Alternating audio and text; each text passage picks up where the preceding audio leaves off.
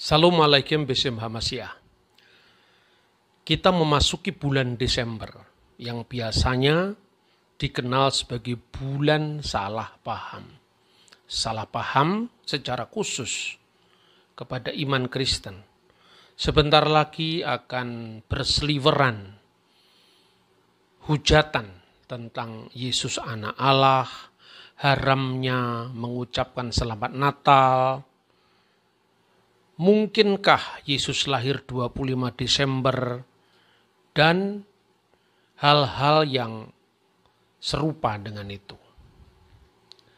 Padahal saudara-saudara, dalam konteks hubungan Kristen Islam di Indonesia, ini seringkali dilihat secara simplistis, seolah-olah haramnya ucapan Natal oleh kelompok Islam tertentu itu secara representatif dianggap mewakili seluruh umat Islam. Inilah yang harus kita cegah. Jangan sampai terjadi penilaian yang hantam kromoisme. Ternyata tidak semua ulama mengharamkan ucapan selamat Natal. Untuk lebih jelasnya mari kita saksikan dulu tayangan berikut ini. Dia mengucapkan kepada saya, Habib Rizik, selamat Natal. Saya tahu artinya, selamat hari lahir Yesus Kristus anak Tuhan. Sebagai anak Tuhan, mestinya saya tersinggung dong. Untuk nggak kefret. Nah kalau kita tersinggung kan mestinya kita kefret, betul? Tuhan aja lo, anak Tuhan dari mana? Kalau Yesus anak Tuhan, bidangnya siapa? Karena orang yang mengucapkan selamat Natal, maka dia sudah mengakui tiga. Yang pertama, mengakui bahwa Isa anak Tuhan. Yang kedua, mengakui bahwa Isa lahir 25 Desember. Yang ketiga, mengakui bahwa Isa mati di palang salib. Ketiga-tiga ini dibantah oleh Al-Quran.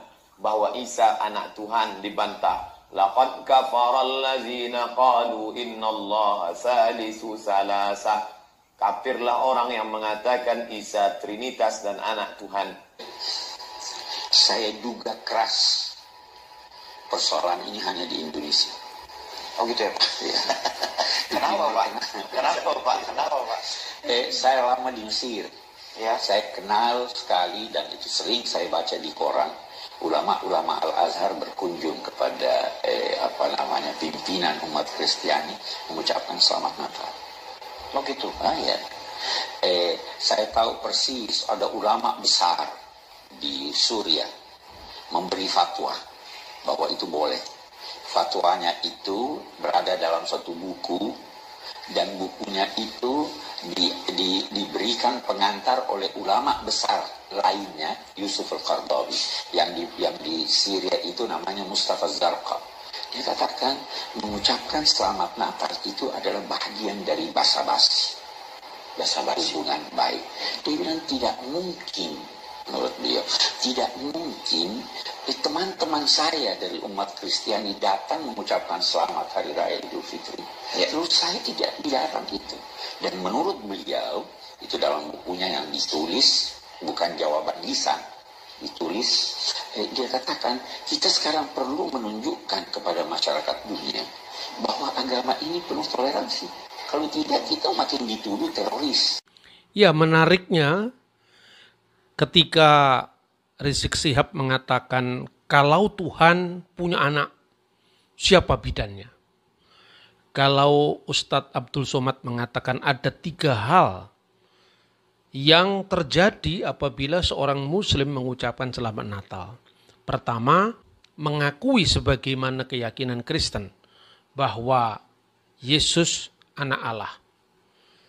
Kedua, mengakui bahwa Yesus lahir 25 Desember, padahal tuduhnya 25 Desember adalah perayaan Mitra, Dewa Matahari.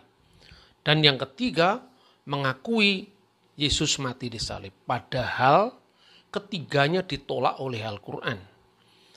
Nah, satu dari tiga keberatan ini akan saya uraikan dalam tayangan ini. Tetapi menurut Profesor Dr. Quraish Shihab, seorang ahli tafsir yang sangat mumpuni di Indonesia ternyata membolehkan ucapan Selamat Natal dengan catatan bahwa orang Islam memahami Isa Al-Masih di dalam perspektif teologisnya sendiri, Al-Quran. Bukan sebagai anak Allah, bukan sebagai Tuhan. Kalau itu tidak ada masalah.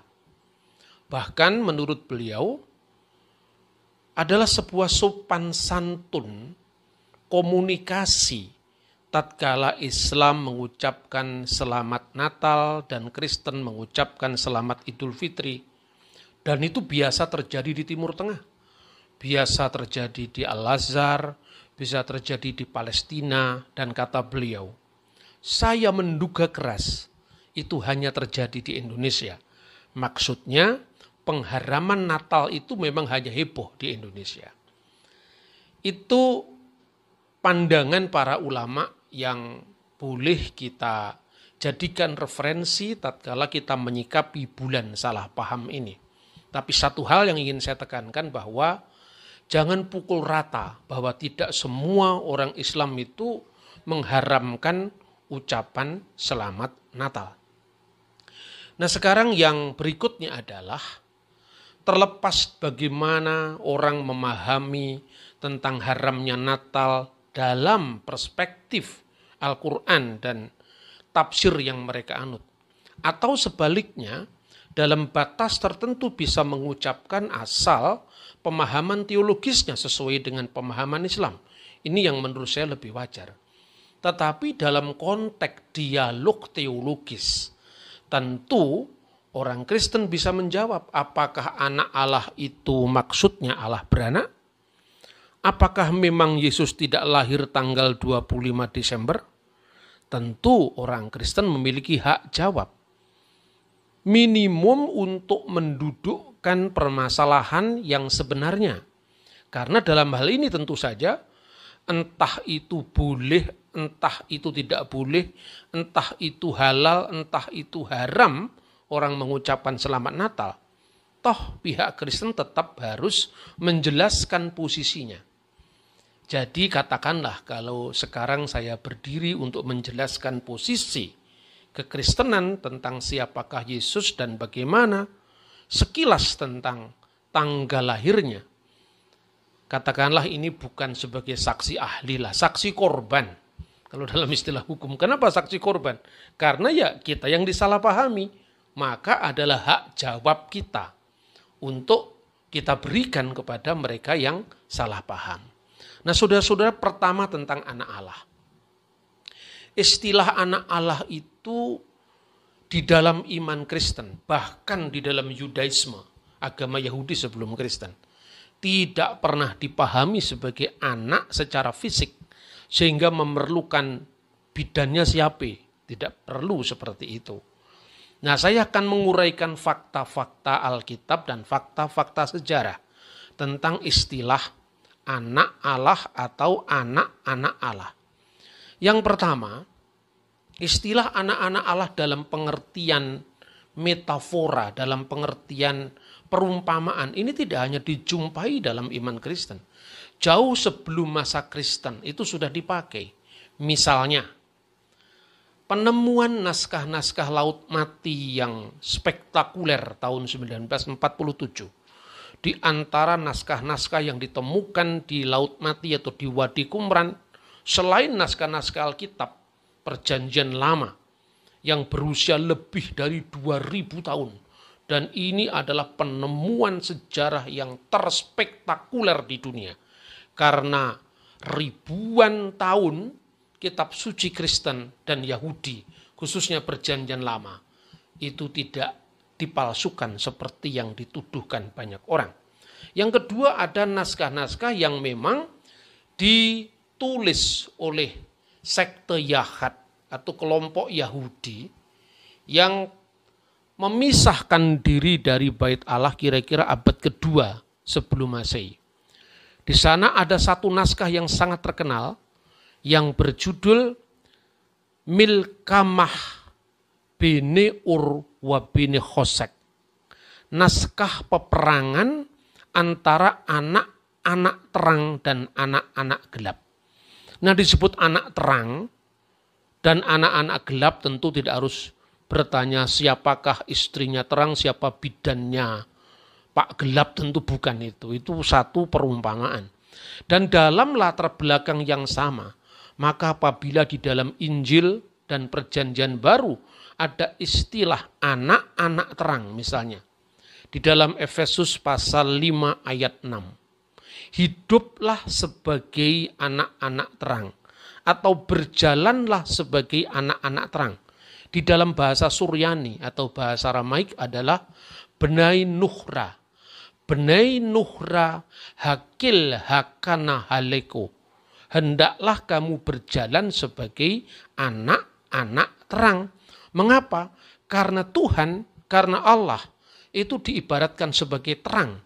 Maka ada ungkapan Allah nuhra. Allah itu adalah terang. Dan saya kira Anda bisa bandingkan misalnya di dalam Al-Quran surah Nur. Allahu nurus samawati wal ard dan seterusnya. Jadi itu adalah perumpamaan-perumpamaan yang tidak bisa dipahami secara harfiah. Begitu juga apabila istilah anak-anak Allah itu diterapkan. Tidak harus dipahami Allah itu beranak seprimitif keyakinan orang-orang Arab pra-Islam yang kemudian diluruskan oleh Islam. Maka muncullah kata-kata lam yalid walam yulad walam yakulahu kufuwan ahad. Harus saya jelaskan saudara-saudara. Umat Kristen 1000% percaya bahwa Allah itu lam yalid walam yulad. Karena memang konteksnya ketika ungkapan itu muncul. Sorry, saya tidak ingin memasuki wilayah tafsir agama lain. Tidak. Tetapi saya membaca sendiri dalam tafsir-tafsir Al-Quran yang sudah beredar dan ditulis. Bahwa konteksnya lam yalid walam yulad itu terutama diarahkan kepada keyakinan jahiliyah pra-Islam. Di mana Al-Lata, Al-Uzza dan Manat itu disebut sebagai putri-putri Allah.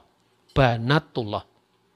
Tapi tentu ini berbeda tatkala iman Kristen menggunakan idiom anak-anak Allah. Di dalam bahasa Ibrani Bene Elohim. Di dalam bahasa Arab Ibnullah, ya, Ibnullah. Saya bisa membaca misalnya penggunaan kata jamak dari kata anak-anak Allah itu diterapkan bagi orang-orang yang membawa damai. Isa Al-Masih atau Yesus Kristus mengucapkan ini dalam lisannya sendiri. Dalam bahasa yang dipakai oleh Yesus. Tubaihon labdai selama. Berbahagialah orang yang membawa damai. De'abna'uhi de'allaha netkrun. Karena mereka akan disebut anak-anak Allah. Dan terjemahan dari bahasa Arab dari ungkapan anak-anak Allah yang tercatat di dalam Injil Matius pasal 5 ayat 9 yang termasuk khotbah di atas bukit. Dalam bahasa Arabnya tuba lisoni issalam li annahum abnallahi yud'un. Berbahagialah orang yang membawa damai karena mereka akan disebut anak-anak Allah. Ini satu ayat yang diucapkan dalam pidato Natal oleh Presiden Yasser Arafat setiap tahun dalam Natalan di Bethlehem. Nah saudara-saudara, jadi anak Allah ini maknanya bukan Allah itu beranak secara fisik. Dan banyak kata lain di dalam bahasa Ibrani, bahasa Aramaik, bahasa Arab yang tercatat di dalam teks-teks kekristenan itu tidak bermakna Allah itu beranak secara fisik. Kata yalat yang artinya anak atau memperanakkan itu sering muncul dalam ungkapan toledot. Toledot itu artinya bisa silsilah, ya, secara genealogis, bisa dalam pengertian book generation, ya, tapi juga bisa dalam pengertian riwayat langit dan bumi. Jadi bukan sekedar anak-anak secara fisik yang diperanakkan, tetapi asal usul itu juga bisa disebut toledot. Misalnya di dalam kitab Taurat, Sefer Bereshit atau kitab Kejadian pasal 2 ayat 4 disebutkan eleh toledot hasamayim ve'et sa'aret. Inilah riwayat langit dan bumi. Maksudnya riwayat langit dan bumi pada hari dia diciptakan oleh Tuhan. Tetapi juga bahasa yang sama, kata toledot yang berasal dari kata yelet tadi juga dipahami sebagai silsilah. Misalnya di dalam kitab Taurat pula, kitab Kejadian pasal 5 misalnya ayat 1. Zeh shefer toledot Adam. Inilah silsilah dari Adam, bayom baru Elohim, ketika diciptakan oleh Allah. Nah, di dalam makna silsilah secara daging, silsilah secara fisik, Yesus juga disebut keturunan Daud, keturunan Abraham. Dan buku silsilah itu dinamakan Ketaba de Ziliduteh. Zilidut, Elidut itu toledot di dalam bahasa Ibrani. Ketaba de Ziliduteh. Ya, inilah silsilah de iso Mesiha dari Yesus Kristus breh di David breh di Abraham. Anak Daud artinya keturunan Daud, anak Abraham artinya keturunan Abraham, tidak anak secara langsung dalam pengertian diperanakkan. Sebab Yesus diperanakkan oleh Bunda Maria. Nah, inilah penggunaan kata-kata Arab atau Ibrani atau Aramaik dengan anak. Dan bahasa Arab pun juga demikian. Kata bin itu tidak hanya berarti anak secara langsung, tapi juga keturunan. Misalnya, kitab Miladi Yesu al-Masih ibnu Dawud ibnu Ibrahim. Inilah silsilah Yesus Kristus, anak Daud, anak Ibrahim. Artinya keturunan Daud, keturunan Ibrahim. Jadi orang-orang yang membawa damai disebut anak-anak Allah. Orang-orang yang cinta damai, siapapun orangnya, apapun agamanya, dia disebut anak-anak Allah. Ini terminologi Injil. Tetapi juga Raja Israel kuno disebut anak Allah. Dan puncak dari pemahaman tentang anak Allah itu, di dalam kitab Perjanjian Baru disebut monogenes theos. Anak Allah yang tunggal yang diterapkan untuk Yesus Kristus. Penerapan kata anak Allah yang tunggal untuk Yesus Kristus itu merujuk kepada praeksistensi Kristus sebagai firman Allah. Sebagai firman yang kekal, yang bersama-sama dengan Allah dan tidak lain kecuali Allah sendiri. Bukan merujuk pada kemanusiaan Yesus ketika dia turun atau nuzul menjadi manusia. Oleh karena itu iman Kristen mengakui sepenuhnya Yesus itu adalah ilahi sebagai firman Allah yang adalah Allah, dan sepenuhnya insani ketika dia turun ke dunia menjadi manusia dan dilahirkan oleh Maryam al-Adro atau sang perawan Maryam.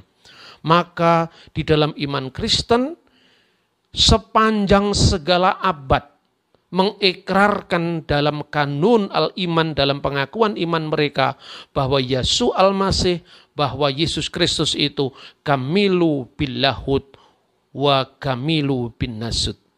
Jadi sepenuhnya Allah dan sepenuhnya manusia. Nah, mungkin saudara-saudara muslim bertanya-tanya, bagaimana itu bisa dipahami? Ya tentu Anda tidak harus percaya, karena ini keyakinan Kristen. Sama ketika misalnya orang Kristen dengan hormat menyebut Nabi Muhammad SAW, tapi tidak dalam posisi meyakini seperti kenabian dalam konsep Islam. Seperti juga kita orang Muslim, kita orang Kristen, kita orang non-Buddha mengakui bahwa Siddhartha Gautama adalah sang Buddha yang mendapatkan pencerahan dari Tuhan. Tidak harus berarti kita memahami dalam perspektif agama Buddha. Ini adalah sopan santun dalam komunitas. Apalagi jauh sebelum negara-negara lain mengenal bagaimana hubungan antar agama yang begitu harmonis, kita sudah mengenal Bhinneka Tunggal Ika. Jadi dalam posisi agree in disagreement, setuju dalam ketidaksetujuan. Anda tidak harus meyakini karena Anda memang seorang Muslim. Anda tidak harus meyakini karena Anda seorang Buddhis terhadap iman Kristen. Tetapi minimum Anda memahami dan tidak melakukan kesalahpahaman yang berlarut-larut tentang